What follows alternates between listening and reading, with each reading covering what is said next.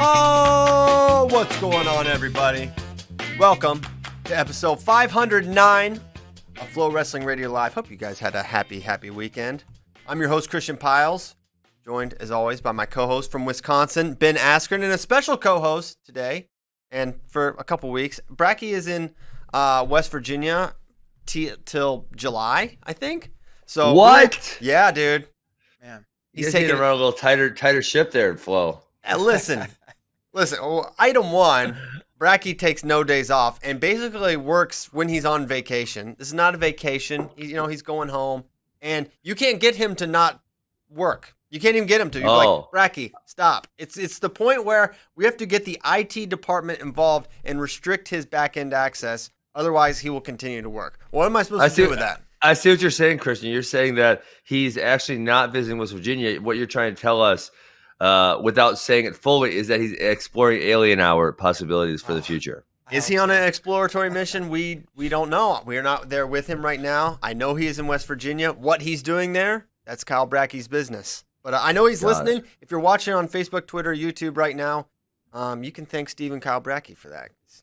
He's doing that right now. He'll probably be chatting in there with you. So be nice to him. Mm-hmm. Yeah, he's coming back. So hey, I got something to start the show. All right, let's with go. You guys. Well, Bray was a part of this, so he can answer for it too. I didn't necessarily feel this, but I have had multiple texts saying, "Why was Bad Blood so biased towards Kyle Dake?" Mm-hmm. And maybe it's because I know you guys, and I just don't. I don't even think you guys think that way.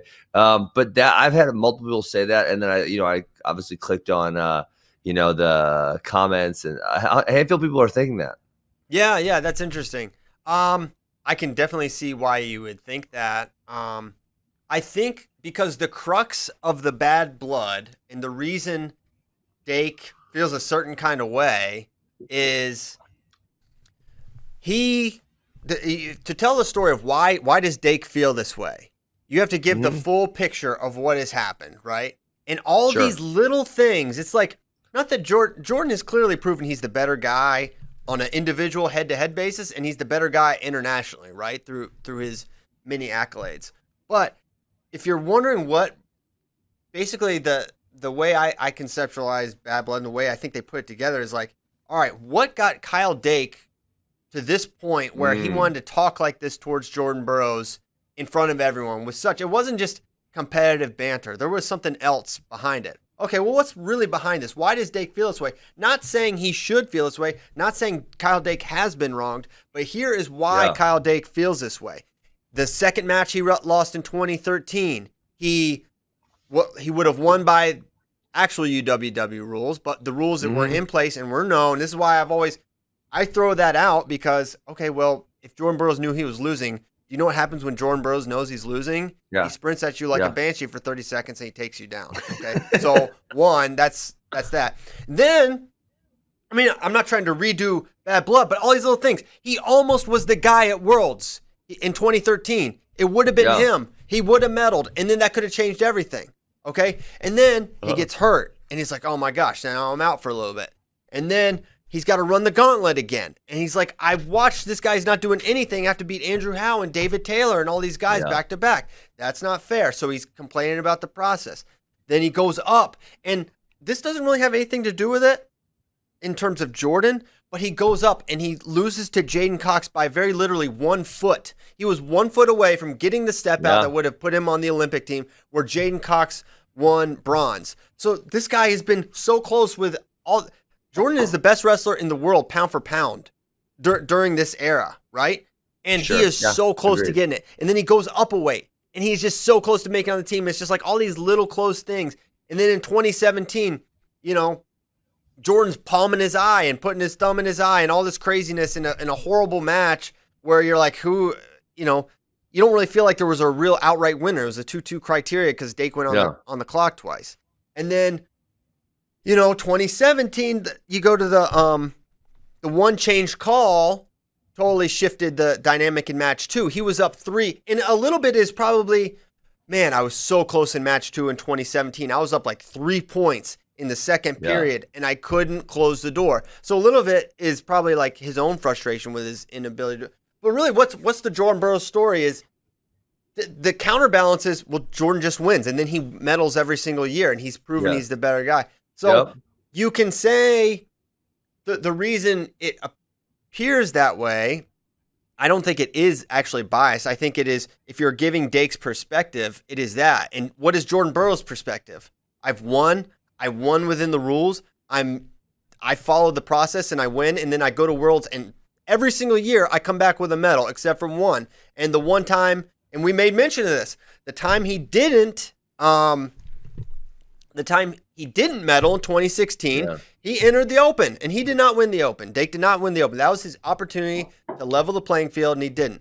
And I wish this got in the film. It probably could have, but Dake elected to go up to 79 the last 2 years. And we talked about this, but I think Sean and Cliff just didn't think it would fit in the film. But he went up to 79 last year, knowing that Jordan was going to make the team probably sit out for the Olympics, knowing Dake would come down.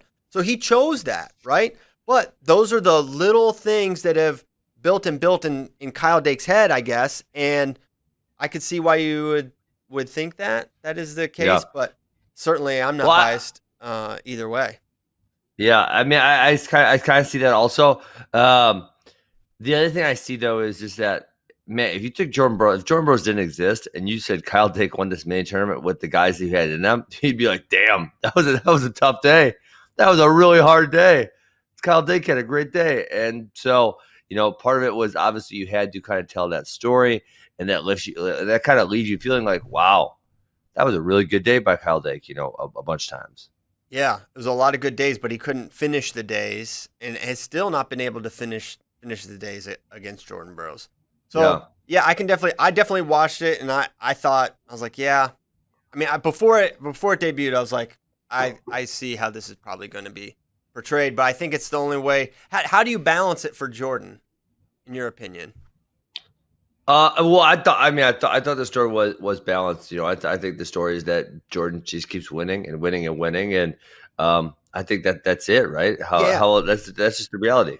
Yeah, and that's the thing. It's like all of these idiosyncrasies, all these little complicated things you have to explain for Dake's thing. It's like, well, the rule, and well, the process, well, this, and then the only thing you can talk about for Jordan is he wins, and then he wins at Worlds. What else can you say? He beat him. He beats him every time. I saw those comments. Sorry, go ahead, Bray. I saw the comments about bias, and the other kind of theme I saw in a lot of the comments was like, well, Jordan's 7-1. It's not really a rivalry. And I think that's the reason that it is a rivalry, is all of these complexities, like is how, how much depth there is to this story. And you have to tell all of that, razor thin margin stuff that, is really telling how close Dake was. And I think that's necessary for it to be a good story. Otherwise you could just post their record and be done with it. But yeah, we could have done that. That's why it is the story. Could have just uploaded their matches, I guess, but it wouldn't have been that interesting. So yeah. But no, good question. Well, you also watched Ben, while we're talking about the films, I gave you the sneak peek at the Penn State. We Are Kale's First Decade, episode 1. Any thoughts? I loved it. I really enjoyed it. You look back at the beginning of the thing, which I remember that time because I was, obviously I've been a wrestling fan forever, but I was paying very close attention. I remember Kale obviously starting at Iowa State because Kale's first year at Iowa State was my senior year of college, and so you kind of talked a little bit about him not being able to get over the hump at Iowa State, and then how he left, and it was kind of crazy. A few of the things that he said when he was leaving Iowa State about going to Penn State, which have just came to be so true. I think was it Sleeping Giant, a gold mine, something like that, and it was just. Yeah, so it was awesome kind of reliving that early time period. It was probably a nightmare for some other college coaches, but I'm not a college coach, so it was kind of fantastic. Yeah, it was funny. Nightmare for other college coaches, right? A known wrestling coach texted me. He's like, great timing with the PSU film. I'm not Penn State coach. Oh, because it's June 15th. I was like, what? Explain. He's like, think about it. And I was like, oh my gosh, this is dropping 2 days after they can call. Guys, well, You know what? Yeah. I was told we hated Penn State, so I'm now confused. But yeah, no, we maybe the timing's not great for other programs or coaches, but whatever. You'll be But fine. yeah. It's not hurting Virginia Tech. They landed Trey Kibe. Go Hokies. But I'm excited. Wednesday, I think 7 Central, 8 Eastern is when it'll debut. It'll go up. Episode 2 is mostly done. Got to watch that yesterday. Nice. Pretty excited about that one as well. Yeah, It's funny you talk about. I think some of the most interesting portions of it with the Penn State film. You talk about what Kale's motivations to move and what he says and how many different times Kale's kind of called his shot suddenly. He's talking about the limitless potential of Penn State. He uses that phrase. Like, he's writing this. It's easy to say that now. No one was saying the limitless potential of Penn State wrestling until, 2011, 2012, after Kale did it and realized it. And no one was thinking, they could do this again after the first 4-peat. And then he calls his own shot, sitting all those guys in 2015 and does it again. So there's all these little instances where I think Kale has really proven to be, ahead of the curve and kind of seeing the chessboard a lot better than basically everyone else. You know what was awesome was that you had a bunch of East Stroudsburg footage of those guys. I think it was in the David Taylor's redshirt year. You had a bunch of Bubba Jenkins in there, and then obviously the Bubba Jenkins David Taylor thing was interwoven. Obviously, I was at Arizona State that year, so I got to see a lot of that, and I thought you guys really told that story, that part of the story really well. Because you did tell it from Bubba's perspective. Obviously, Kale wouldn't give you his total perspective on it because he won't let you interview him. But I thought that was a really good piece. Yeah, good. I'm glad you thought so. The Bubba dynamic is really interesting. One thing, I think the one question I would ask and that I really want to know is like, you would only ask Kale one question? No, I got like 100. No, I have hundreds too. But if I have to pick one, and if it has to be about the Penn State film, I don't know if it's this one, but maybe it is. It's just my own curiosity. Is like, all right, let's say Bubba is the model everything, teammate, student athlete, et cetera, et cetera. Where does he fit? Where does he go in the lineup? Yeah, because they had that year when the East Stroudsburg year. They had Kyler at 57 and Frank was at 49. Okay. And Valmont was at 57. 65. I'm sorry, Valmont was 65. Yeah. Right. Okay. So he was redshirting that year. So where was he supposed to wrestle if he was, he made himself ineligible, right? So he couldn't wrestle that year, right? Well, he beat David, though. I mean, his contention was that he was better than David, and David was going to be on the bench. That was his contention. Well, in the interview, Bubba says, I wanted to go 49. Yeah. Oh, really? Mm-hmm. That's what he said. Huh. So would he have been given that? What would have happened because you got Frank Molinaro there, and Frank Molinaro eventually went NCAAs, and that year got second at NCAAs at 149. So I'm really curious how they were planning on using Bubba, right? Frank did spend a year at 41, right? I wonder if he thought Frank could. I mean, I don't know. Frank was too big, but I wonder if Bubba is like, hey, why don't you do it again? All right, yeah. I guess. I mean, from what I gather, Bubba and Frank were not friendly. I actually don't remember. No. Didn't they wrestle a match in Agon or something? They cannot stand. They absolutely. They hate each other. Yes. Yeah. Oh, yes. They do. Where did they wrestle? Was it Agon or was it somewhere else? Something in New York. Yeah. One of the many failed pro experiments in damn it all. Yeah. One of thousands. Yeah. So one of thousands. Yeah, so I mean I think Bubba thinks he would have beat out Frank also. I'm pretty sure he's fairly confident in that sentiment. And so just as I don't know Kale really well, so I can't speak to this. But it's kind of like Lance Armstrong and his overcompetitiveness. Like, did Kale get rid of Bubba to make room for Frank and David? Because if you put the odds on it, Bubba's the favorite for both those guys. Either of those spots, he's the favorite. And then it's like the Andrew Long thing, which you guys brought up. Did Kale bring in Andrew Long because he needed Andrew Long to win? A lot of people say that as a negative. I don't know. Maybe did Kale maybe Kale is, I don't want to say humanitarian. That sounds kind of like I'm making fun of him. Not a humanitarian, but maybe he actually cared about Andrew Long and says, I want to see Andrew Long get his life back on track. That's why I'm bringing him here. Obviously, it didn't play out, but some people throw at him like, oh, he knew Andrew Long was going to get in trouble, and he just brought him in just to win that title.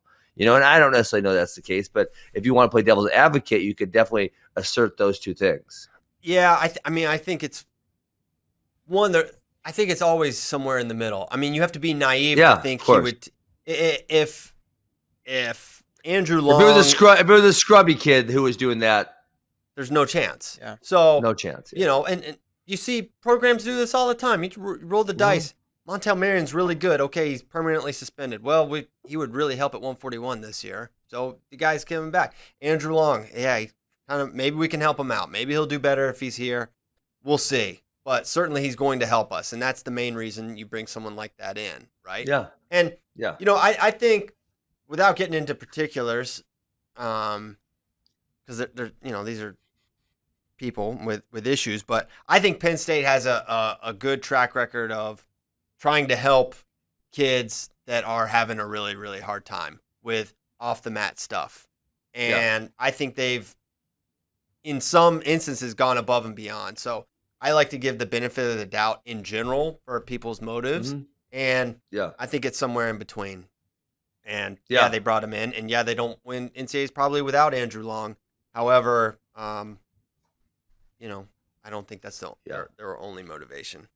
Yeah, I would also say it's somewhere in the middle. I would say, just from the vibe I get and the people I talk to, Kale is a genuinely good human being, really great guy. But at the same time, he's also highly competitive, right? So he probably has those two things, fighting on his shoulders all the time about what he should do and what decisions he should make. Yes, I agree. That's Wednesday. It's coming out. Bray was instrumentally involved in this, so I'm sure you're excited to see other people see it. I'm excited. It was good to hear you talk about that Bubba Jenkins part. That was one of the parts that was really, I think, hard for us to get right. We kind of went back to that a couple times to make sure we were saying, enough things from both perspectives. So hopefully that's the part that people will like. I think it's great. Excited.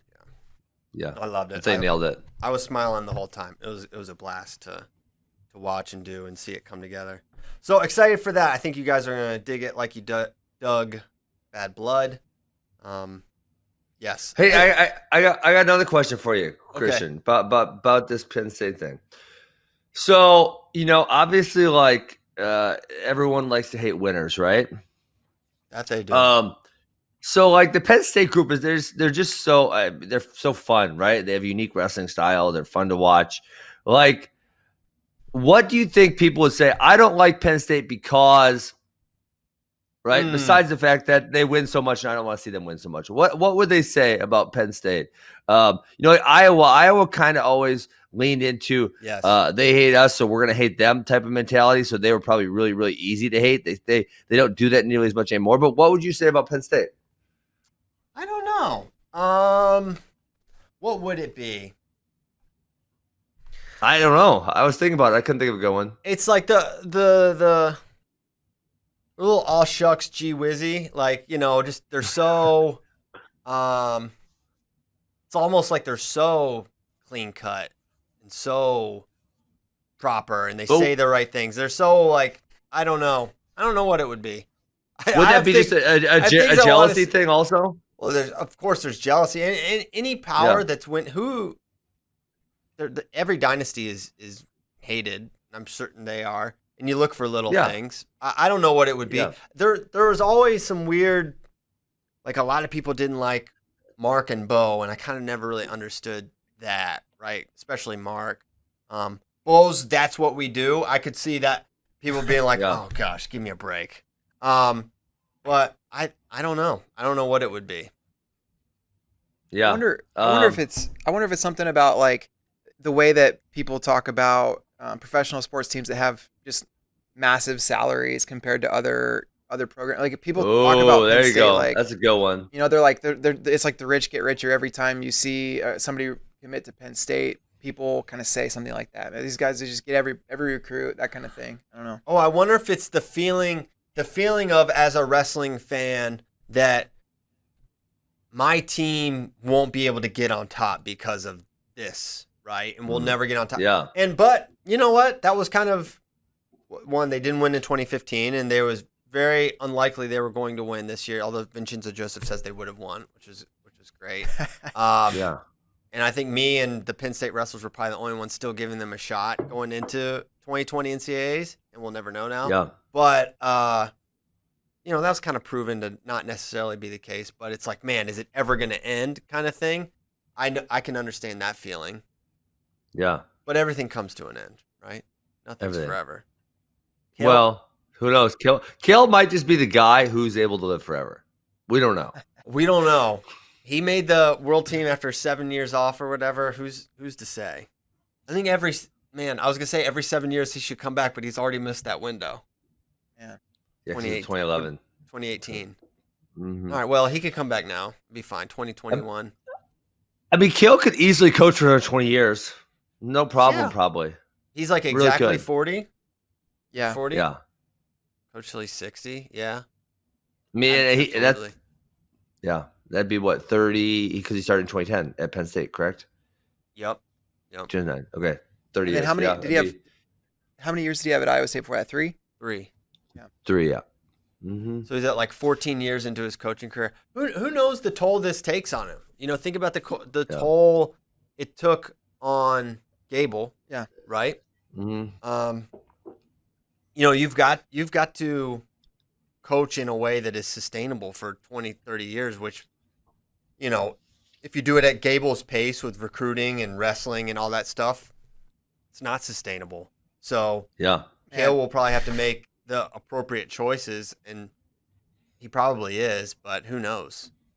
Yeah. Gable's his intensity was just physically, the way that he treated his body during that time too, I think was unsustainable. Like he talked about, he was on Bader Show not long ago, and he talked about coaching 1 year from a hospital bed. He's like had surgery, and he's like calling into practices, and like, you know, he's just like can't get away. He's so obsessed, and I don't know. Kale seems very healthy physically. He's not like getting body parts replaced, and I don't know. He seems like he's gonna go for a long time. I mean, he's still wrestling a bunch. And what do you got against people that got to get body parts replaced, Bray? Well, Dick. No, hey, you know, it's fine. You gotta get them replaced sometimes. Yeah, sometimes. You got good use. Listen, you had several lifetimes of work out of your hips, I would say. Yeah, it's sad. Man, I watched. All right. Honestly, watching the Funk. I watched the Funk with my parents. It's funny. So like, they're like, so what? Who's been? They don't really know wrestling that well. So who's been? He's cool. He's great. I was like, and I don't think they realized like your accolades or accomplishments. I was like, he's like one of the greatest ever. Like he's an Olympian. So I was like, you need to watch the Funk. So we watched the film really recently when my parents were in town. And so they're like, oh, I had no idea. Because you don't come off like, you know, you come off like a very, very normal person. Right? You don't come off, there's no air of appreciate that. Yeah, absolutely. So, but the point I'm making here is there is a B-roll clip of you competing, and there's one scenario, it's not you're in a cradle, but your foot is literally in the most precarious position. I'll try to find the screenshot, Ben. It is like alarmingly out of where you think a human body should move. I'll send you that. You know the one that freaks me out that a lot of guys are doing? I just watched Vito Arujau do this. You guys put up a video of him wrestling with, I don't recall who he's wrestling with at this point, but Yang does a lot, where they have their foot and their foot is in midair and they flip their hip over, you know? That looks it was just it was a video of Zane Richards, and a bunch of those guys have started doing it a significant amount, and that like I'm like, oh, you son of a guns are gonna need a new hip in 20 years. Stop doing that to yourself. Yeah. The way they move it is it's kind of freaky. Do you know which video I'm talking about? You probably can't watch all the full videos. I haven't watched it yet, no. But I'm glad. What we should mention that Mike and Nomad are back in Oklahoma shooting some stuff. Vito, Vogar there, Zane Richards, as you mentioned, are in the mix. So they're getting some more wrestling training for you guys. So get excited about that. And I'm gonna find the screenshot of that of you. Yeah, I don't know what you're talking about. Yeah, I don't know which situation. Yeah, it looks like it wasn't like a big match or anything. It looked like just random Okay. footage. All right. So where do we go next? There's a lot of like little bits and piece newses. That's the word. Well, there's that news thing is- that I'm gonna stay silent on, but you guys can debate all you want. Yeah, the next yeah. thing. Yeah, you have to abstain, unfortunately. Abstain. But no, Seth Gross in at Wisconsin, which means Matt McDonough out at Wisconsin. And one of the FRL questions was this about Seth Gross taking the assistant coach job? Where do you see McDonough landing? Was he forced out to make room for Gross? I would say yeah. I mean, I would say that was the reason. In my opinion, that's the main reason it happened. Is you've got Seth Gross, you've got this guy that's, what he's accomplished with and for Bono. You could see why he would want to do that, right? And I think ultimately the writing has been on the wall there, and that's probably why it happened. Maybe McDonough wasn't the exact fit they were looking for, but you look at Bono, and he took a chance on Gross at South Dakota State, and then he won there and followed him to Wisconsin. So Gross had been very loyal to him as well, and he wants to start his coaching career. And do you want this guy who, one, you have a great working relationship with, do you want him to get out the door and go coaching elsewhere and look to train elsewhere? That would be probably bad if he lands at a rival. If he goes to another Big Ten school. Do you think Wisconsin is the only school that would want Seth Gross on their coaching staff? No way. So ultimately, I think the idea of bringing Gross on is the precipitant here. That's my opinion. I don't know if that's true or not, but that's my thought. It's like, all right, we're going to get Gross in, and to do that, McDonough's out. What's next for McDonough?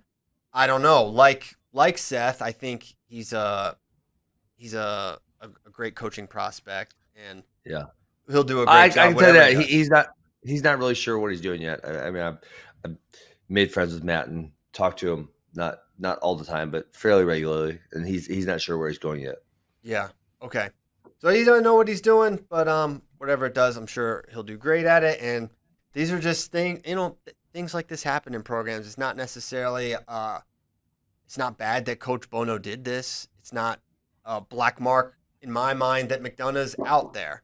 Like these things happen, and you make room. This happened similarly with Molinaro at Penn State. They're like, hey, Varner's coming on staff. Frank was on staff. Now you're not on staff, kind of thing. Mm-hmm. And you make the moves based on what you think is going to be best for the program long term.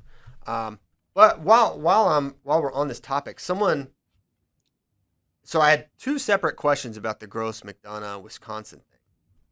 Yeah. And Ben, you probably won't even want to answer this one, but you could just speak more broadly about like the idea of like too much commonality and groupthink with the same exact people. It's like this was something that was often mentioned about Iowa, is it had only Iowa guys coaching there, right? And do you need that diversity of thought to make it happen? Now, you look at Penn State, you've got basically a very tight staff. Now, Casey Cunningham went to CMU, but he's been with Kale since the Iowa State days, and then you've got Cody and you've got Varner. So if you're going to say that about Iowa, you could equally say that about Penn State at this point, and now Wisconsin. But is there how do you trade off, or how do you balance the idea of, okay, we need some diversity of thought, but also we need people that where they're coming from and you can trust and how well you can work with them? Yeah, I think you outlined it perfectly. I think you need to balance. I think you need to balance those two things, right? You can't have all one way and you can't have all the other way, because too many dissenting opinions is gonna cause a whole bunch of issues, right? If one guy is telling a wrestler, "Hey, do this single leg this way," and the other guy's telling him, "No, that guy's an idiot. Do it this way," right? That's going to be a huge issue. And so obviously you have to have guys who got each other's back and they agree on things, generally speaking. But you do, I would say, I highly value the diversity of thought. I like getting other opinions. I mean, for me, I still watch a lot of international wrestling because I want to see what they're doing, right? I don't want to. I could never stand coaches that just relied on their own experience. So this is what I did. You guys are going to do this. I could never stand that, right? And so I try to watch all kinds of international wrestling to stay up on what the latest things are, what is happening, where the technique evolution is happening, and be humble enough to go into a practice and say, guys, this is what they're doing. I never been taught this. I don't know exactly how they're doing it. This is kind of what I think is happening, but go out there and figure it out, that type of thing. So yeah, I think the balance of those two things is very, very important. Awesome. Yeah. You know, a place that has real diverse, very diverse coaching staff in terms of like schools and wrestling styles is Arizona State. You got Molinaro, Perry, Zeke Jones, Lee Pritz. That's a very, very diverse group. Yeah. That'd be interesting to see how they make that work. And then obviously the other thing you don't want there is you don't want, and they just had it, but you don't want too much turnover, because you have too much turnover, then kids can never get used to that certain feel. So you want, I think some things staying the same over the course of time. Also, as I'm watching the Funk, looking for this instance, I found evidence of something that I think Ben Askren said he didn't do. He appears to be hitting a tight waist tilt. I probably didn't score any points. You might have got a quick 2 count there, but it looks like I don't think so. I don't think I ever scored on a tilt. Man, okay. Well, we'll pull all the footage. A 1 count. Yeah. It looked like maybe a 1 count, but it looked like the chop, the deep waist. Anyway, so maybe you're a tilter after all. Yeah, so I think so, and then with the gross thing, it's a factor of, is it going to be effective, right? This is like anything we see, it's a homogeneous coaching staff, where they're all kind of came through the same system. Like, is that going to be effective, or do you need to go find someone else to bring someone else in? And maybe that's the case, maybe it's not the case, and I guess we'll just wait and see, because it's day one, so you don't know yet. Don't they have another? Couldn't they have another spot? I feel like, shouldn't they have a volunteer? Yeah. They do not have anyone in the volunteer position. They just announced Johnny Sebastian as the assistant at the Wisconsin RTC. Okay. So they're keeping him around. Got it. Mm-hmm. I wonder how big a factor it is, one, that Seth Gross is competing, and then I also wonder how the coaching piece will impact his competition moving forward. It seems like it's going to be, that seems like it'd be hard, especially getting down to 57, and I don't know. Yeah. I wonder how that's going to go. Yeah, that's why I actually didn't, just kind of from the outside, I don't take part in these decisions with them. I don't talk to them about them. I thought Gross would want to kind of stay off the coaching staff maybe for a little bit and have that time to himself to be, especially with the Olympics being pushed back a year. But, that's not what happened. And yeah, I got to assume that's going to be tough for Gross to both be an active competitor and be, on the coaching staff, because being on the coaching staff and being in the RTC are two totally different things, right? On the coaching staff, you're going to be probably expected to show up at meetings, to make recruiting calls, to do visits, to show competitions, to do all these things that most RTC people do not have to do.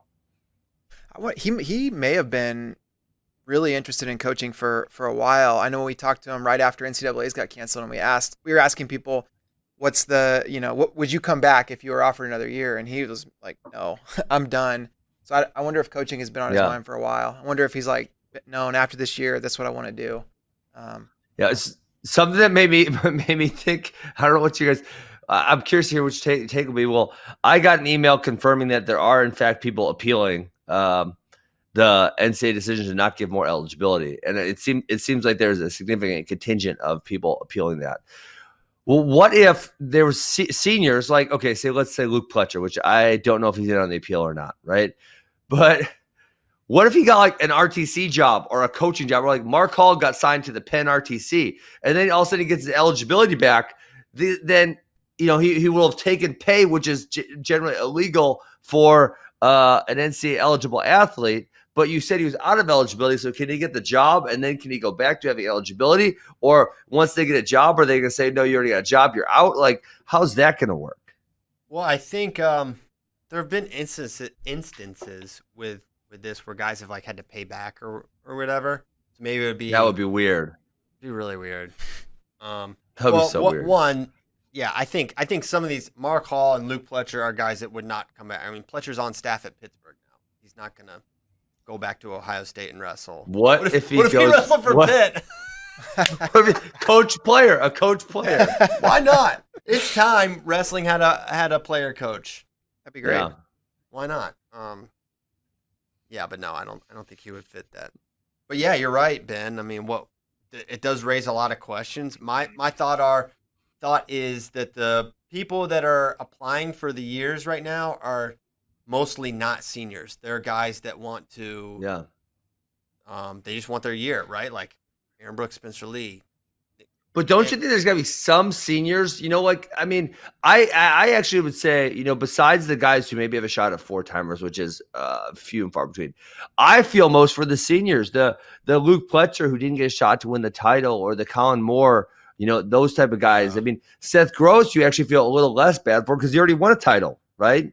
These other guys who don't have a title or don't have an All-American, right? They never All-American, and it's their senior year, and they were looking really good. Don't you feel for them kind of almost more than anybody else? Yeah, I absolutely do. But I also think like they're not going to, I don't know, just be in a holding pattern for their life to get another year. They're ready to move on. Sure. Yeah. It's unfortunate. Yeah, that's probably more. I guess the underclassmen, because they're going to be there no matter what, probably have more time for this appeal than a senior would. I mean, a senior's going to be essentially putting his life on hold.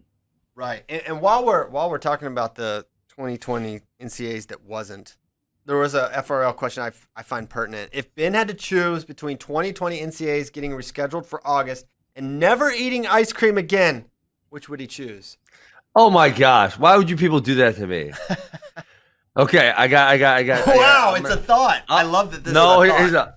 I'm gonna do this. NCAAs will be scheduled for August, and I'll only eat custard. What's up? Custard. I got around your question. He's a custard guy. So, okay. Do you know the difference between ice cream and custard, Christian? Because I had to look it up because I was like, what's up with this custard stuff that's all over Wisconsin? Why is it different? I don't know. Something about the milk they use? What is it? They put eggs in there, so you get a little more protein. I love it.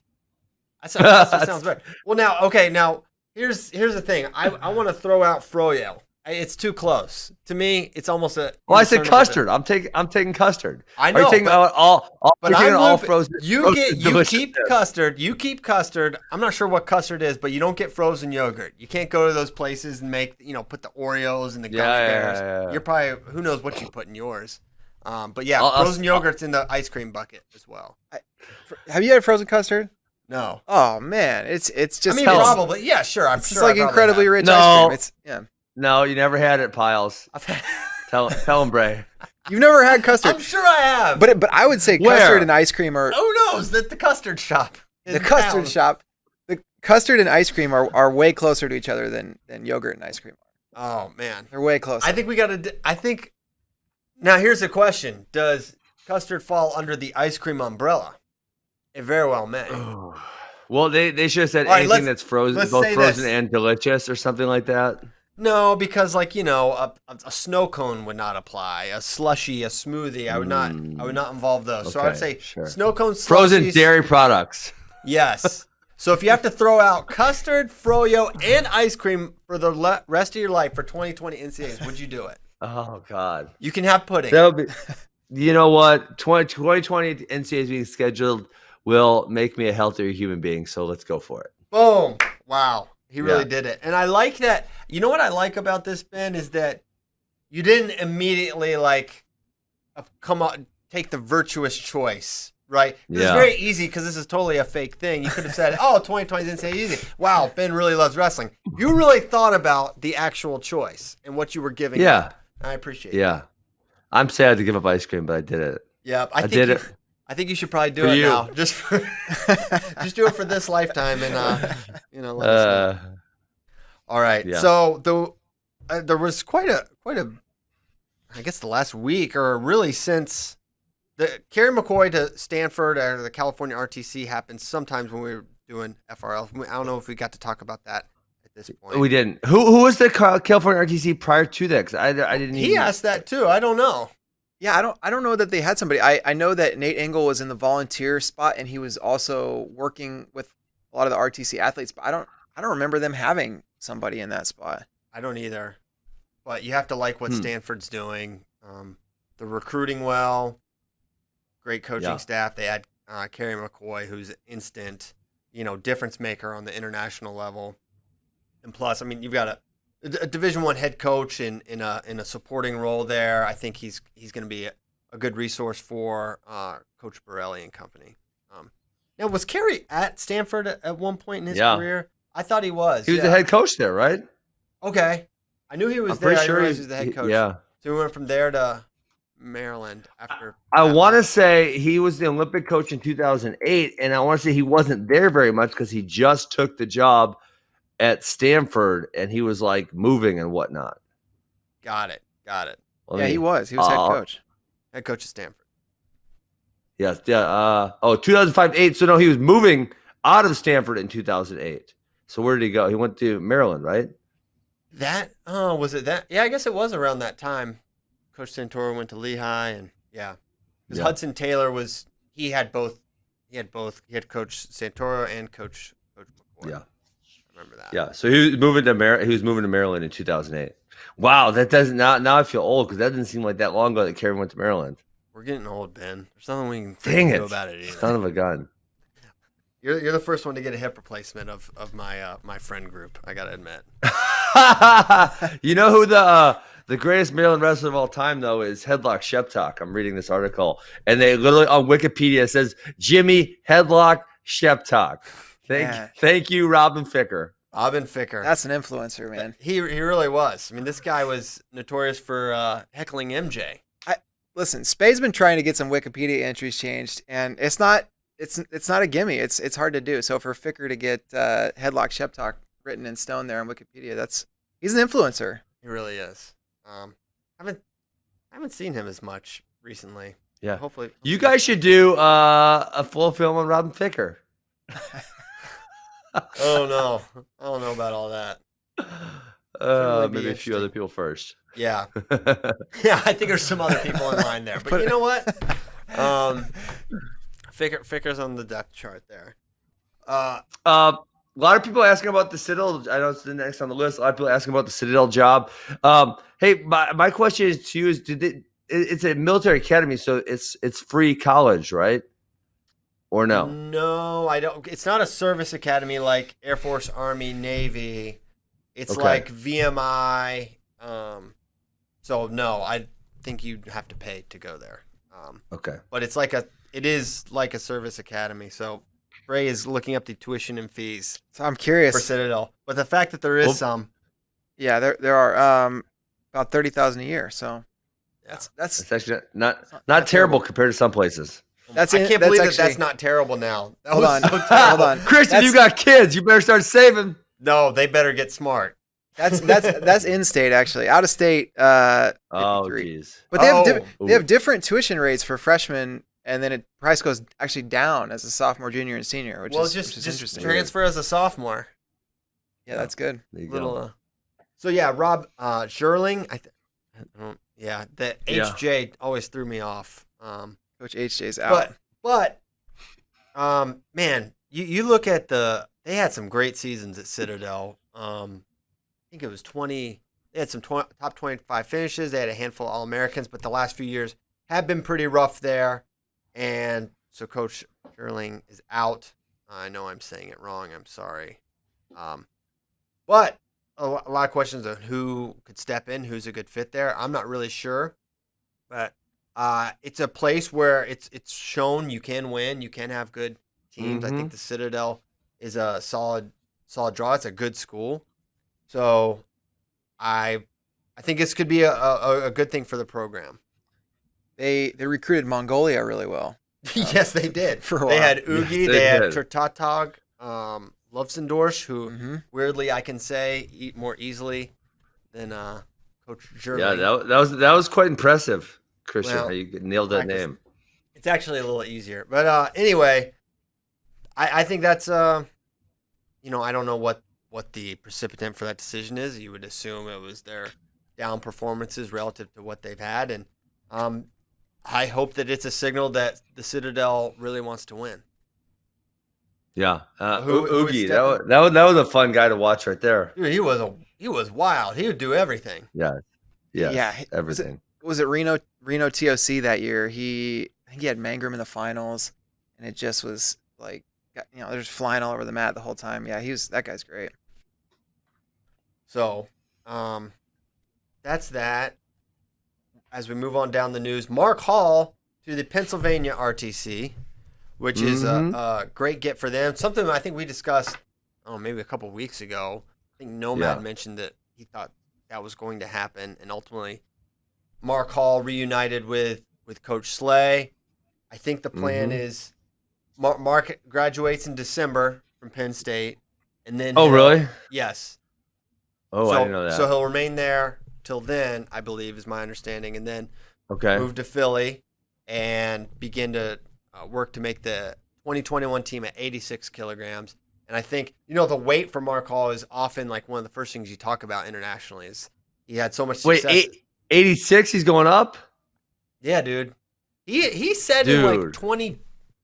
He said, I will never make 74 again. I think after he won Junior Worlds the second time, he's like, I'm never doing this again. Like, I can't do it. I know he said that, but that was probably like right after he had a really hard weight cut. And I always figured he'd walk that one back because I don't know. After he won Junior Worlds, he's got to be feeling pretty good. Well, Bob saying the weight cut was probably really terrible, right? Yeah. And sometimes when you're young, you're not quite as disciplined. I know that would be the case with me. Yeah, man, it seems when I think about him versus some of the other 86s, he just seems really small. So maybe I guess he'll wrestle 79 in the off years. Maybe, and I think that's probably what they're alluding to. They'll reevaluate after there. First, I think he's never. I'm just saying this. I don't know if it's true, but I would assume he's never really tried to build his body up to be a full 86. So, one, how much bigger could he get? But he's kind of short, isn't he? He's only like 5'10", maybe. He's not tall. But get a little bigger. He has a great freestyle game. He's so good in parterre. He's ridiculous parterre. He's good upper body. He's got great counters. So I think he has a good style for freestyle. Now, I didn't think David Taylor would be a full size 86, and Kyle Dake almost made a team weighing 177 pounds. Now, this is Kyle Dake, so it's like you have to throw it out completely. But, I give some credit there, right? It's been proven it can be done. Now, it's with a two-time world champion, Dake. But, man, you consider Mark Hall's pedigree when he came out, it's pretty unique, pretty special. Yeah, I mean, I definitely see him as a top 5 guy at 86. But I think he's, like I said, I feel like he's really small. And 79, I could see him. Do you think Deeringer will ever go back to 79, or do you think Deeringer will stay up at 86 now? I don't know. And same question with Zahid. Both of them. Zahid should, my opinion is go up, be at the Olympic weight. I think Ringer to come down and yo-yo your weight, I think that's really tough. Yeah. But what if they just can't get that big? Like, for myself, I could never get to, say, 195 without being slightly overweight. Like it would be impossible, right?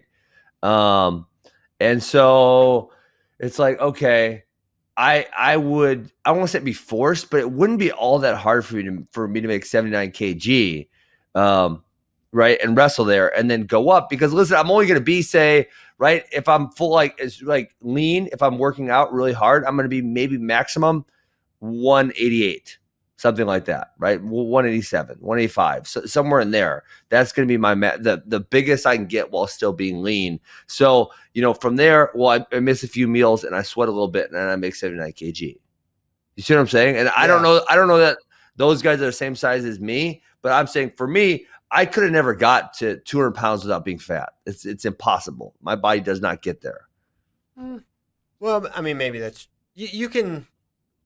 That's just me. I'm not saying they're the exact same. Yeah, I mean, we could do steroids. I didn't do steroids, Christian. I didn't try those. I could have tried those. That might have assisted. I don't know. Who knows how big you could have gotten? I mean, how I couldn't have. With a different weight. Well, who knows? Did you experiment with every kind of weightlifting, weight training, and diet? You don't know. Not steroids. I didn't say steroids. I'm glad you never. I mean, in the summers during college, every summer. So there's 4 summers, right, for every next year. I wrestled 84 kg every summer, and I loved eating and I loved lifting, and I could tell you I didn't ever get above 185 ish without being kind of lean, right? I got above there and I got chunky, but that was it. And so it's like my body capped out around that size, and I was lifting very heavy. I was eating a lot, and I just couldn't get that big. Yeah, maybe you need to take a good pre-workout like Monster or Explode or something. That could have been the difference. Who knows? What little decision could have turned you into a Hulkamaniac? So gun to your head, what weight are those two going? Are they staying at 86 or are they going down to 79? I think Zahid, after 2021. I think Zahid will build up into a 86. I think Ringer will stay up there too. Really? Okay. I'm more likely to think Ringer will go back down. He doesn't seem, I don't know. He is pretty big right now, but. Well, I heard he was going to do some wrestling at 92. What? Hold on. Didn't that happen? That was discussed at some Alex point. Derringer compete at 92 kilograms? No, I don't think he competed. I don't think so. I don't recall that. I'm going to hit up the Slack. Someone will help me out here. Okay. Well, let me ask you this. Okay, so I'm gonna compound this question, Christian. If Dake or Burroughs, okay, they're gonna wrestle at 74 kg into the 2021. If one of them either retire or choose not to go back to 79, right? There is a possibility. Say Burroughs beats him, Dake goes back to 79 for 2022 Worlds. If that does not happen, if they either both of them stay at 74 or one of them retires, does that then make one of those other guys? Because then one of those other guys, the guys I named, Mark Hall, Valencia, or Derringer, would probably be the favorite at 79 kg at that point, correct? Yes, they would. I mean, yeah. So it's probably Zahid. So maybe they do go down. Yeah, if you can make the world team, right? That's probably the bet you want to make. Yeah. So maybe Ringer does. I know Zahid is not all that big, right? Yeah. So it's going to take some work. I feel like he has the frame to get a little bigger, more so than Mark's shorter, so I feel like he would struggle to get, say up to 200 pounds. I feel like he would struggle to get there, but who knows? I could be wrong. Got it. All right. So David's wrestling past 2021, correct? Oh yeah. Oh wow, you said that really confidently. I think he's openly discussed how that he's going to continue wrestling beyond forever, like Kale. Dude, he loves wrestling. Did he talk to Kyle Dake, and is he getting younger? Ooh, we hope. It'd be great. Kyle should spread that to people beyond just himself. But, I don't know. Okay. It's with the Mark Hall thing too. It is crazy the moves that PRTC has made this offseason when it's been, not very many other programs have added multiple people. They've added now Mark Hall, McFadden, Ben Honus, and they have like good support in place both at Penn and I think Drexel too, and then also at the PRTC, and where other wrestling programs at the NCAA level are really suffering, or they're being cut, or they're wondering if they're going to be cut. Penn and then I think Drexel and PRTC seem very strong right now, and I don't know. I kind of think that move that they made to hire Slay all those years ago is now finally paying off, and it'd be cool to see somebody from that RTC make a world team. I remember now. Ringer at 92. Alex Derringer was originally scheduled to compete at the Pan American Championships at 92 kilograms. What? How did I remember that? Huh? He did. How do we not remember that? Because a late weight change was announced and the Cowboy dropped to the Olympic weight of 86 to replace Pat Downey, who was originally announced as the rep. So did Canada not allow Downey in there because he's a jabroni, or what happened? I don't know. I don't know what happened there. Okay. Well, if I was Canada, I'd keep him out. if Ringer could, if Ringer could at the last minute drop to 86, then I bet he wasn't like trying to make 92. They just were going to slide him in. Yeah, there's probably something like that. But Ringer 92 was a thing. I am not crazy. at least this is not evidence of me being crazy. I remembered it properly. Okay.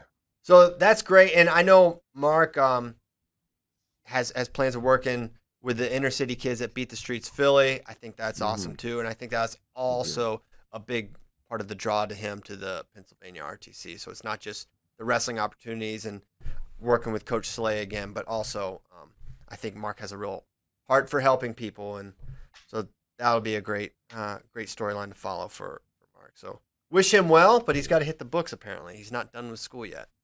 Dang. Yeah, Bray, that is serious though. Penn RTC's had a ton of guys. I mean, they have a whole bunch of people up there. I know Chase Pammy left, but I think everyone else stayed still. Yeah. Yeah, and I mean Richard Perry's coming back. That's an incredible story. I know you mentioned what? Richard Perry's gonna wrestle again? Yeah. He's trying to train right now, and oh my gosh, that's amazing. My gosh. Yeah, he wants to try to go to the last chance and qualify for trials. So he was on the Bader show talking about that a couple weeks ago. So who knows how close he is to that goal, but certainly a lot closer than anybody ever thought he would be. Yeah. Damn, that's crazy. Yeah. And so, I mean, that's a great story.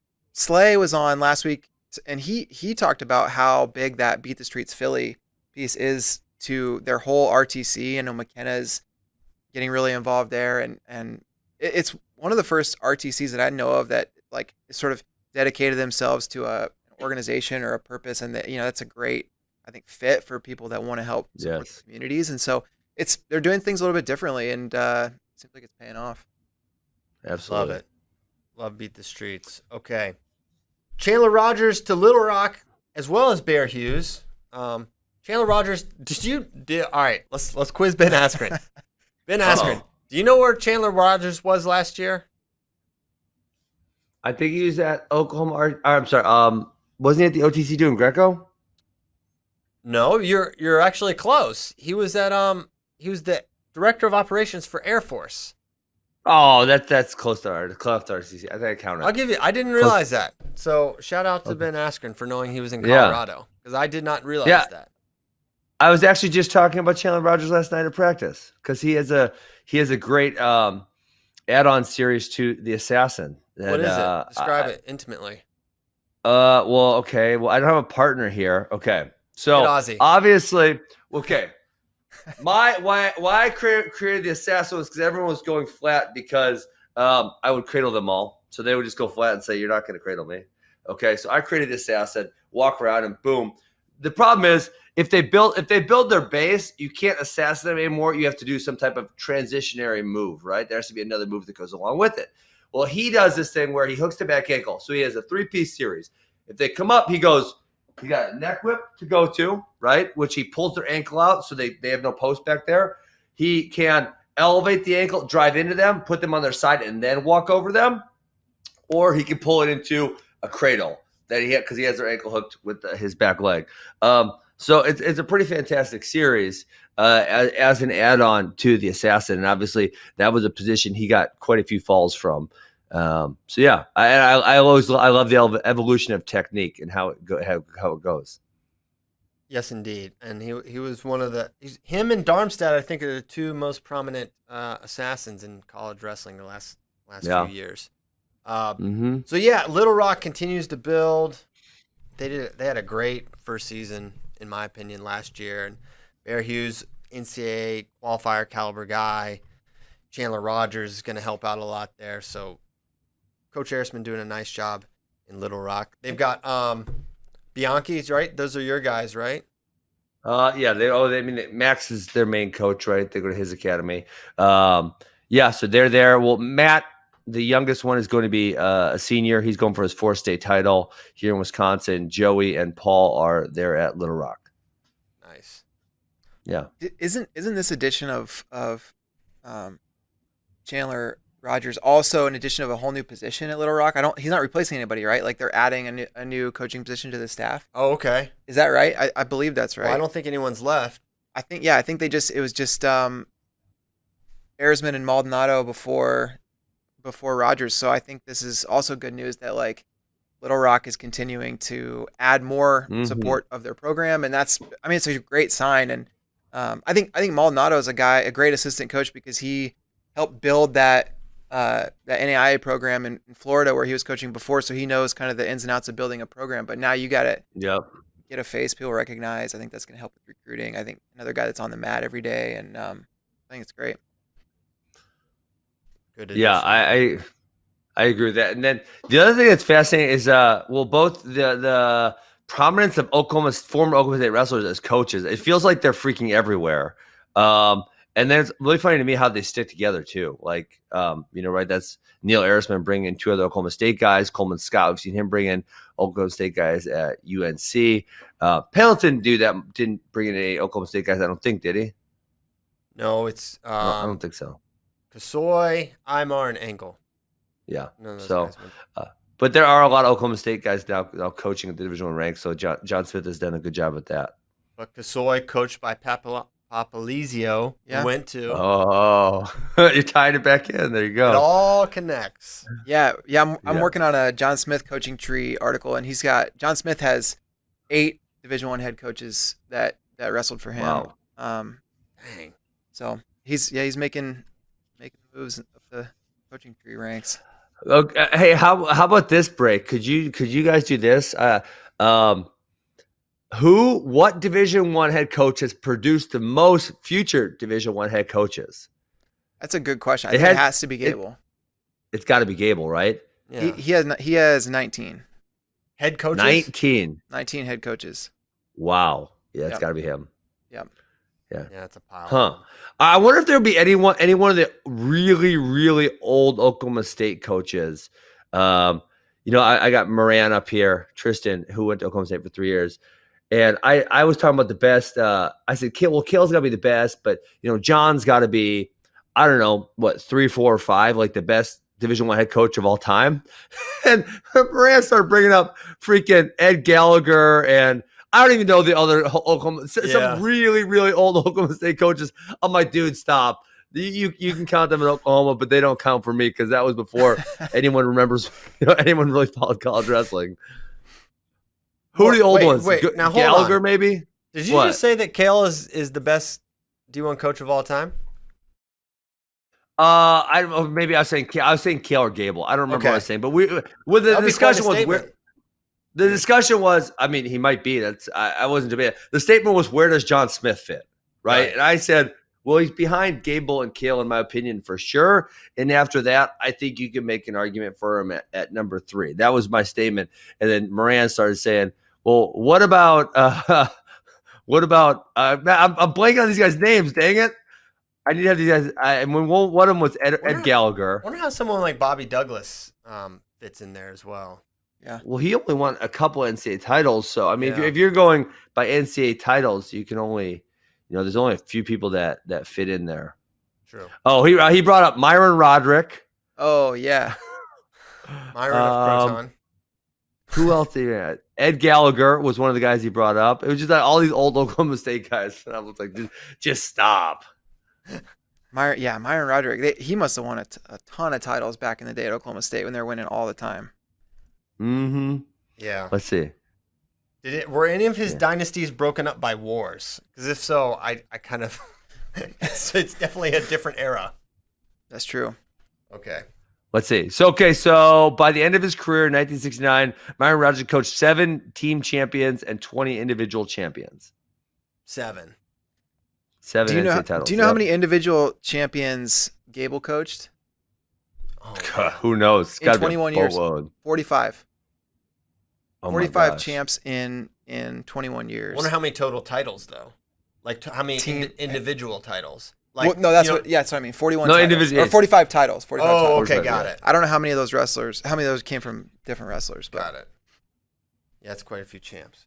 Okay. Yeah. Ed Gallagher had 10 team titles, it looks like. That's a pile. All right. Moving on. You're done. You're done with the Oklahoma State coaches. Yeah, just the old coaches. It's like, what could I possibly offer there? That's what I said. Yeah, I know. It's like, you know what, Tristan Moran, you can school us one day on what it can mean. You could tell me the ins and outs of Myron Roderick. So looking, the main recruiting. So as we've been discussing and ran some content about, but yesterday was the first day D1 coaches could reach out to class of 2022 athletes. And perhaps unrelated to that, Trey Kibe, who will be a class of 2021, verbally committed to wrestle at Virginia Tech. Did we see any other recruiting news beyond that? That was the big one for me. Yeah. I didn't see any. Okay. Bray, give us the rundown on Trey Kibe. So Trey Kibe, he is number 24 on the 2021 big board.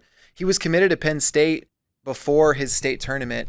His PIAA state tournament was crazy. He was the top seed there. He was second in the country, but he was in a bracket with 5 other guys ranked in the top 12 in the country. Ended up taking 4th. 5 guys in the top 12 in the country in a state bracket? In a state bracket, we need to start looking into this Pennsylvania thing. It was my first trip to PIAAs, and everyone's talking this bracket. Like, this bracket's crazy. And I was like, okay, whatever. And then I started looking into it, like, what? Yeah, so he ended up 4th at state. And then right after his state tournament, I don't know about right after, but pretty soon after, he reopened his recruiting. Now he's headed to Virginia Tech. So big pickup. I think he's going to do. I think he could do really well there. I know they have good options at 74, but I don't know. He'll be great. I think at 74. Well, who knows how he'll grow, how Mekhi will or won't grow. I would like to think that they'll figure out those are the good problems that programs like. If you're starting to emerge in the upper echelon, which Virginia Tech's been there, these are the kind of things that happen. And Virginia Tech's going to have this. They're going to have some log jams, right? Even with more transferring out, 25 is going to have Latona and Prada. Prada would definitely. I mean, he qualified for NCAAs. He's a top 15-ish guy. Latona's probably going to replace him if he goes 25. They have Corbin Myers, Girardi at 33, or if Prada goes 25, then Latona would come up and enter that conversation. I don't think that's going to happen. 41, Hilligus or Girardi. I don't know what they're gonna, who they're gonna go with there. So Tech's gonna have some depth at a couple different spots. Even heavyweight, they have Borst and Katka. Katka gonna be a true freshman. Yeah, he's good. But they could wrestle Borst. Shout out Sharando, Virginia. He's pretty dang good. He's an NCAA qualifier caliber guy as well. So they're gonna be deep for sure. Hey, Christian. So I'm looking on Flow's 2022 big board. I know we talked about of the class of 2021. It was some crazy amount. It was like 21 of the top 25 were already committed somewhere. You guys don't have the commitments listed on the class of 2022. How many of these guys are already committed somewhere? I mean, is it a really low amount? In there. I think it's a pretty low amount, but we need to get that column in there ASAP. We'll try to do that today because that's. Well, I was thinking that was fascinating because I remember a couple of my guys their sophomore year. That was when they started getting really heavily recruited and then wanting to commit. But obviously, with the sophomore class, we didn't get to see tournaments this spring.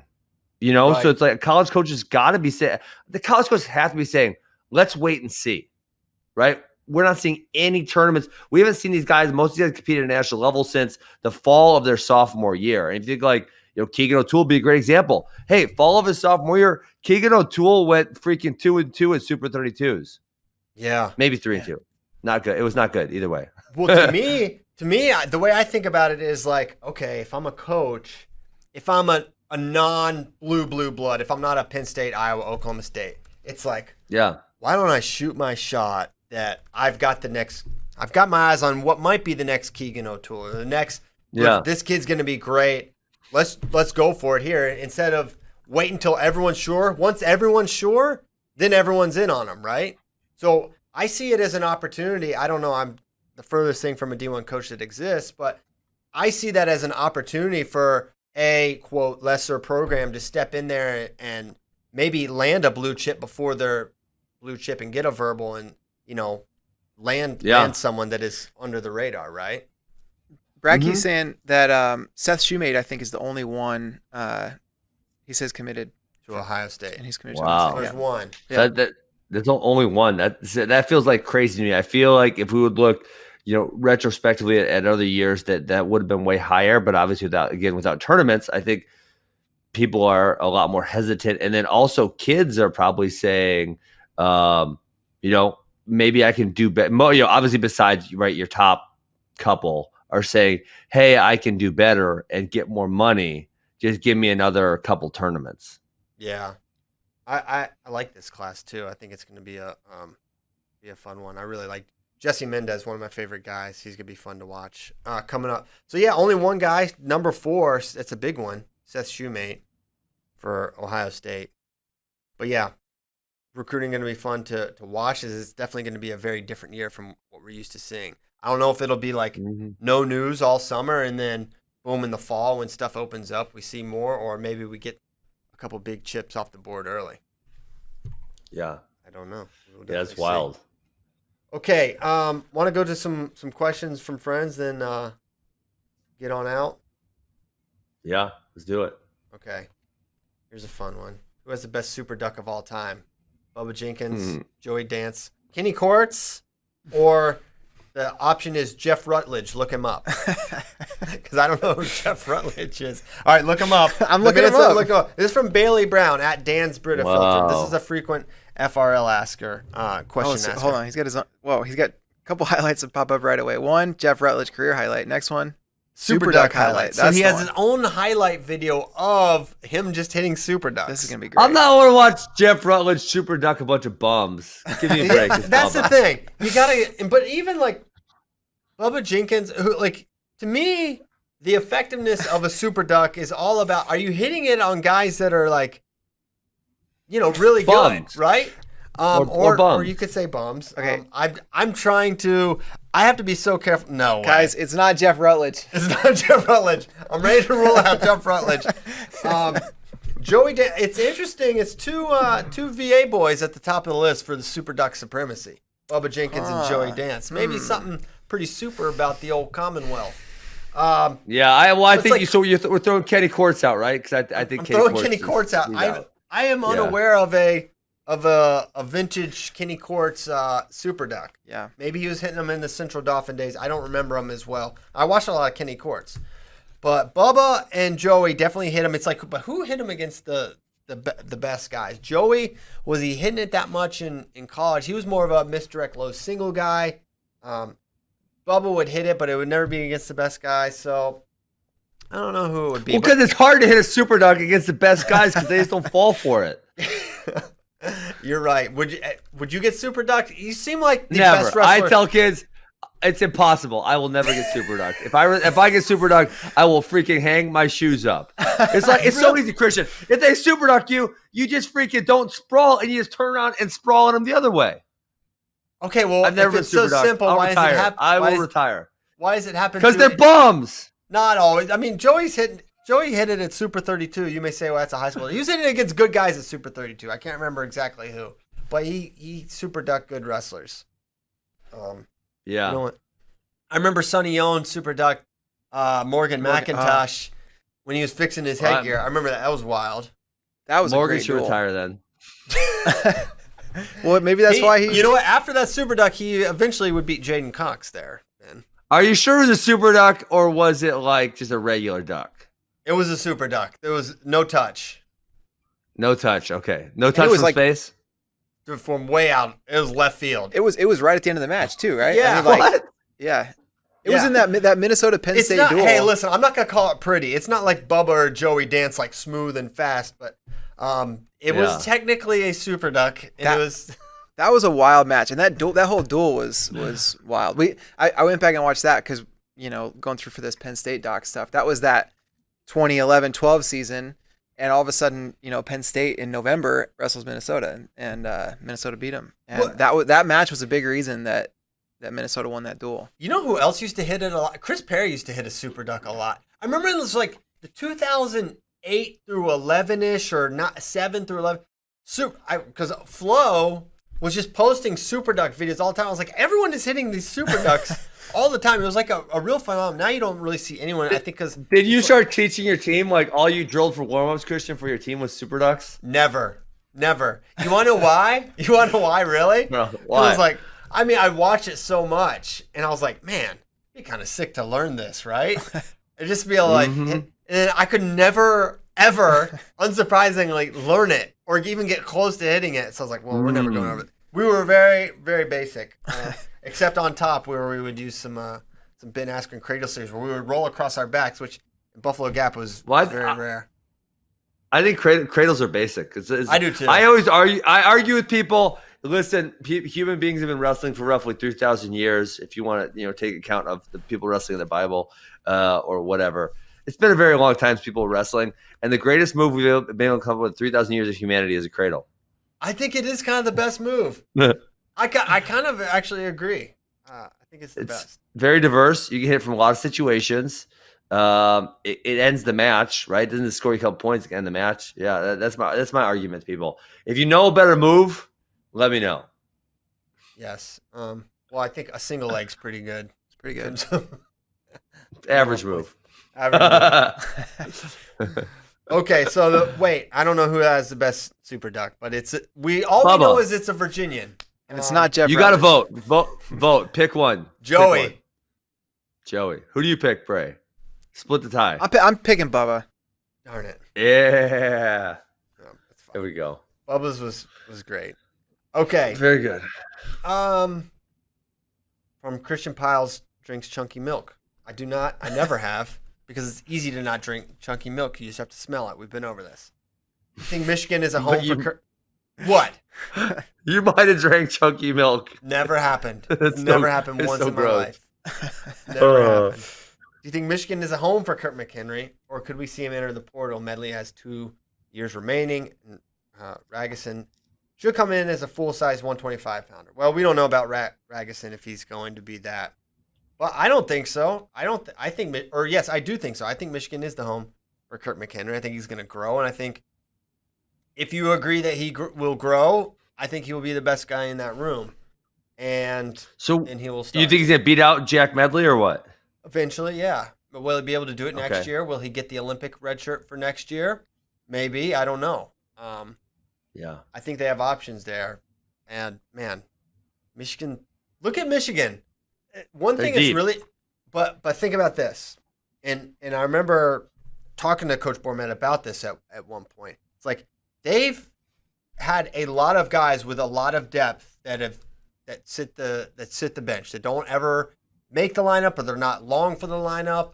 They can't make a spot, but they're legitimate recruits that don't end up in the lineup. And they had the I think it was Lane Van Anroy or one of the Van Anroys. These were good kids out of Oregon, and they never really found their way in.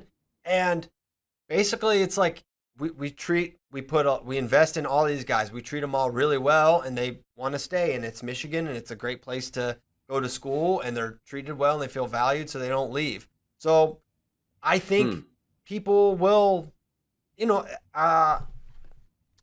Acid, right? He could have probably started other places, but there's a lot of examples, and I don't know why they're not all coming to my mind right now, but there have been many examples of guys in Michigan that they don't start. They could definitely start other places, and they don't transfer because they like it there, and they're treated well there. Yeah. So I don't see McHenry leaving. Bradkey I agree. Bradkey also put in the chat that Medley just has 1 year left, not 2. Yeah. See, this guy says all kinds of fake news. He says that Medley has 2 years, and he says I drink chunky milk. What a fraud. Yeah. Someone asked, Joseph Floyd wants to know if Kai creates a logjam with Mackay and Connor. I don't think necessarily, especially if Connor's a 57 and Mackay's a 65, then Kai goes 74, and there, we solved the logjam. Boom. Look at that. We still haven't talked to Coach Bormet about him sitting his entire team next year, Ben. Yeah, let's just get him on radio tomorrow and then just surprise attack. And Kyle Dake will come on and he'll tell him he has to he's got to make them eat their latitudes. Yeah. Hey, you know what? If anything hold on. I need to say this, Ben Askren, because if anything made Bad Blood biased, it was the fact that you ambushed Jordan Ernest Burroughs and ambushed me and Kyle Brackey. That created the bias. Here's the deal. Jordan Burroughs was going to attack me over a hypothetical tournament and Kyle Dake riding him for more than a minute. And I just thought, that's not very fair of him. Let's bring on Kyle Dake to give his side of the story as well. Mm-hmm. But even though Kyle Dake knew he was coming on and to talk to Jordan Burroughs, and Jordan Burroughs didn't know that. Well, but Jordan Burroughs knew he was going to argue about the 165-pound hypothetical tournament, right? So whether Kyle Dake was there or Kyle Dake was not there, are his points valid or not? I mean, that's what it comes down to, which, at being the greatest wrestler of all time, I don't think he made very good points in that argument, actually. Oh, I think he did. That's just because you were picking him. Yeah, maybe.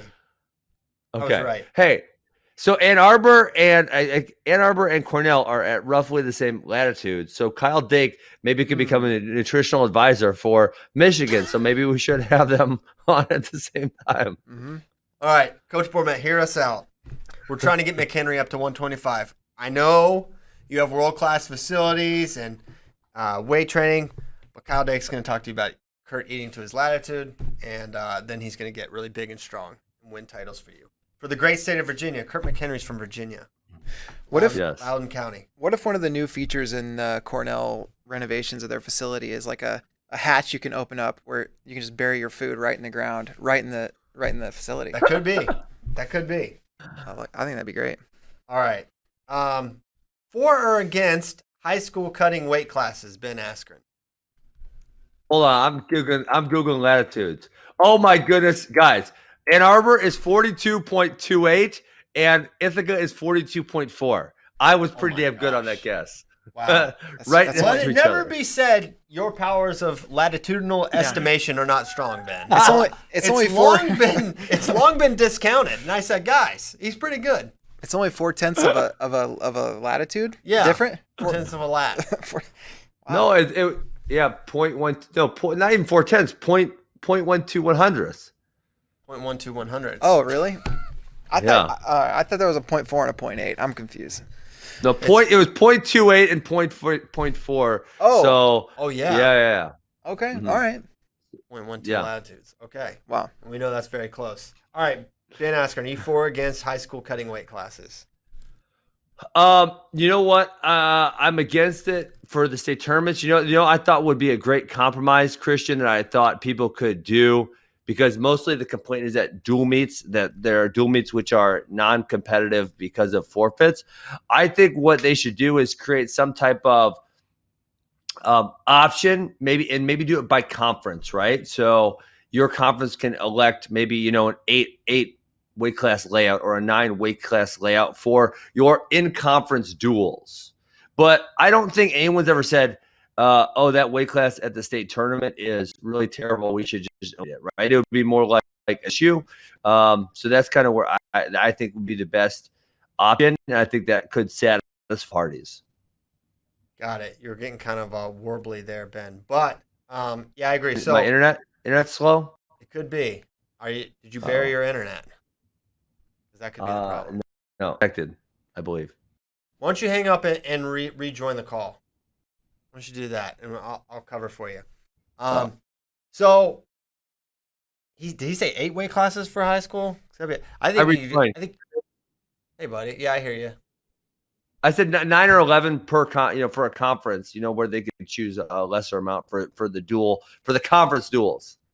Yeah, I could see that. That's actually a good melding of the two. So shorten it or reduce for duels only, but in this way you don't limit participation or potential starting spots by keeping the 14. I like that. Definitely don't get rid of the last weight class. That would be stupid. Yeah, I don't like that at all. I mean, I think if you had to get rid of one, I think you get rid of one up top. I mean, those would be, in my opinion, the weaker weight classes. Somewhere maybe 182, 195, and 220 those 3 become 2, something to that effect. Yep, you could do that. You could bring back 189. What a great weight class. Yeah. If anything, Christian, I would actually, I would push the lightest weight class slightly lower, because I actually think it's probably the second or third weight class that are more forfeited, and I don't have stats on this. But when you think of 106, it's really everything below. So we could go 80. So anyone who fits between 106 can be at 106, right? They can fill that spot with anybody. Whereas, say a 113 is only 107 to 113, right? There's a much smaller window of weight classes, and I don't know the statistics for that one. That's just kind of how I feel. I know we have a lot of kids who weigh 95 pounds who wrestle 106. Yeah, that's why they keep increasing the. It is hard to find the little guys, but they shouldn't get rid of. They shouldn't get rid of the lightest weight. And yeah, go back to 103. I like the old weights. Shout out to Michigan. Just keep. They kept them, right? They kept them. They're like, do your own thing. That's a very Texas move of Michigan. They're just like, we do what we feel. Okay. We did the ice cream one. Now they're talking about adding college weights. I don't really want to do that. No, I think we're great. I don't want to add any college weights. Someone asked for candidates for the Citadel head coach. Well, I don't know if he'd be interested or not, but what about Matt McDonough for that spot? I know he was discussed for a job at Campbell, and I know he wanted to stay in the Midwest. I don't know what he thinks about Citadel. I've not discussed that with him. It's in the Midwest of the Southeast. You know what I was thinking for Citadel, Christian? I was thinking a nice clean-cut university, maybe someone off Pat Pop's staff. I would try to go poach them. Adam Hall's ready to go. That guy's he's gonna be a very good head coach. I don't know. I don't want him to leave yet. I want that NC State party to continue for a little bit. He's definitely ready though. Adam he's ready to go, but I think it's got to be the right spot. Okay. Well, hey, why don't we get the heck out of here? Call it a day. It's 9:41 deep in the heart of Texas. We will be back tomorrow, which is Penn State episode 1 day. Maybe we'll surprise Sean Bormet. He doesn't even know. We'll tell him. We'll unveil our master plan. But no, hey, we're good to go, Kyle. Thanks so much for producing the show so excellently. Thanks to Ben Askren.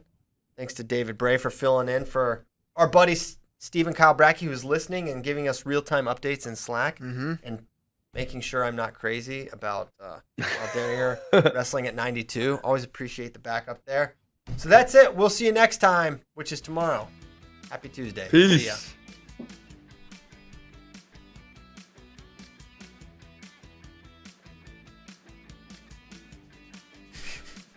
We're good.